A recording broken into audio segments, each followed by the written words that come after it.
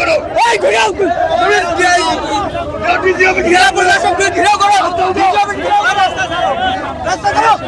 জনগণ কেন জিম্মি হয়ে থাকবে?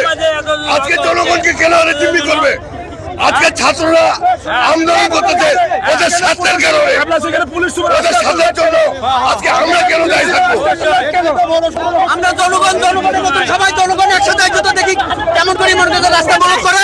আপনার আমার দাম নাই তো যে কোনো একটা যদি কাজ দাবি করে আসিয়া রাস্তায় মনে করতে অবরোধ করে, রাস্তায় দুর্ভোগ করে, এটা আমাদের জন্য খুব কষ্টকর। আমরা আজকে ঢাকা যাব, আমাদের অনেক কাজ আছে ঢাকায়, তা আমাদের কোনো কাজ করতে পারতেছি না, সময় মেনটেন করতে পারতেছি না।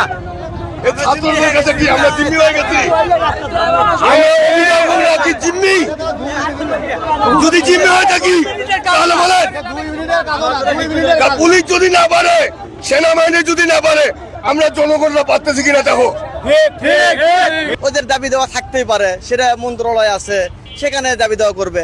আমার সমস্যা করে আর আন্দোলন কেন করবে? যে কোনো সমস্যা হলে রাস্তাঘাটে আপনার গাড়ি ঘোড়া বন্ধ করে দিয়ে আপনার এরা আন্দোলন করে, আমার সময়ের মূল্য নাই। এরকম আন্দোলন যেন বাংলাদেশে না করতে পারে, গাড়ি আটকে আন্দোলন যেন না করতে পারে, তার বিরুদ্ধে ব্যবস্থা নিক সরকার। মহাসড়ক অবরোধের ফলে রাস্তার দুধারে গাড়ি আটকে গেছে, আমরাও এই যাত্রীদের ভিতরে আছি, আমাদের প্রচণ্ড ভোগান্তি হচ্ছে।